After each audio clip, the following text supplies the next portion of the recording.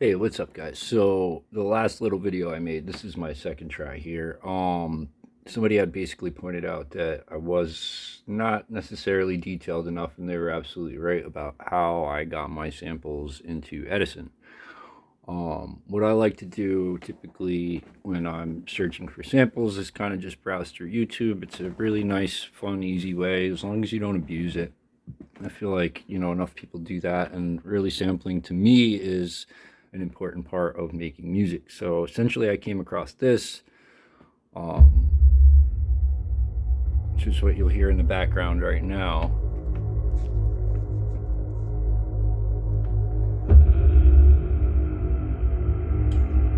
And, I skipped through it earlier, and I essentially heard that, this is what I wanted. So from that point, what you guys can do is if you go to this website here, which if you look is ytmp3.cc, and it's important that you do the .cc because if not, you'll end up on this weird site and it doesn't work. And I've already gotten ahead of myself a little bit here, but what you do is you take the link up top and you're going to copy that. There'll be a box here, and you just copy that in and you hit convert, and you'll get this screen here. And then you're going to download that and it'll pop up. I use Chrome. It'll pop up, down here. And then you could literally just load it into the screen by dragging it in to your, audio list here, the playlist, whatever. It's pretty simple. At that point, you'll have it pop up. You'll double click your sample and you'll end up with this box. From there, you're going to want to go to Edison. So if you look, you'll come in here, you'll click Edit in Audio Editor. And from there, Edison should pop up. Mine's hidden because it was already done. I got ahead of myself. The screen's pretty big. Let me bring it down. And then you'll just kind of hear your sample. Something I like to do with these two when I load them in fresh is you'll see this button here. What it does is it just trims the side noise out of the initial sample. All right, so we got it in Edison now. And I'm gonna load up one of the samples that I used here for the main melody of the song. I have it titled Boom Hum. There it is. So what you do to get that cut out on its own is you're gonna go back into Edison. At this point, I like to kind of like stretch the screen out a little bit because this gets a little bit crazy. So you come in here and then you just kind of listen. All right.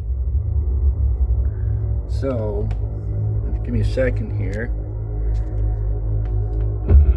Scroll in. And you can see in the waveform where the sounds are. You can also count the bars. It's very helpful in when you're trying to line up your samples there. So right there is the sample that I had loaded up, Boom Hum.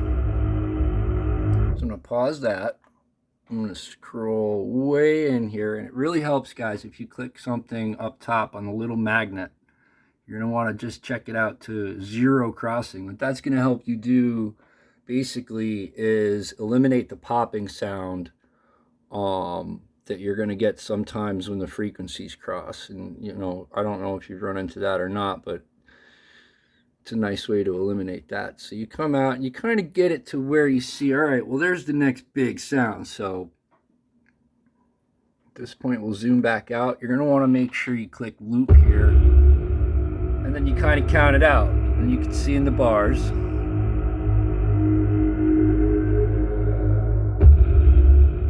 So it's kind of got like it's already got its own little rhythm. All right, so that's a good sign that it's a good time to start playing with it. So what you do from this point is once you have your little section highlighted here, you're going to come over here, and what this is going to do is going to send it to the playlist. You just click that. Let's see if I can make it happen live here. Click that, and it's going to pop right up on your playlist. Now what you're going to see is it's a little bit out of time here. And what you can do to fix that is once you click the sample. It'll highlight on your playlist there. And what you could do is make sure you do stretch. If you want to keep the original sound, you're going to want to always use that stretch. There's plenty of different ways to sample, but for the sake of this explanation, it's a stretch. And then from that point, you're going to kind of look and see what you want as far as bars are concerned. And I typically try to do my samples at 4 and 8 bars. It's just easier to stay consistent that way. For me, I don't know about anybody else, but it tends to work out for me. So what you can do from that point is, once you have that loaded up, make sure you have the stretch. Then you're going to right click this time button here. And what you could do is kind of like, you'll see there's a bunch of different options. I've already decided it's 4 bars. So once I click that, I'm going to take the screen out a little bit and watch up in the top left there. Boom. It just pops in. So now I know this is just the same thing as my other sample here. So I'll just play it out what it sounds like, and it just lines it right up.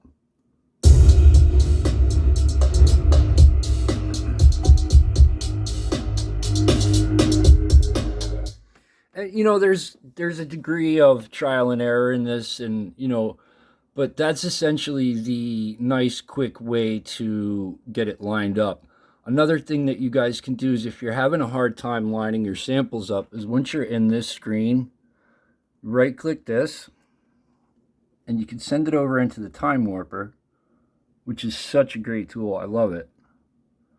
And then you click this button here, Sync. And what it's going to do is, it's going to kind of like the AI is going to line up the points where it makes sense. So, and then what you do is just the same as Edison screen. You're going to click Send to Playlist. And being that it's already lined up, this is where it popped up, it's not going to change too much. But if your sample's out of line, it really will help you line it up. And there's some tweaking and stuff you can do, but these are the basic tips to kind of get your samples lined up, or how I get mine lined up in any sense.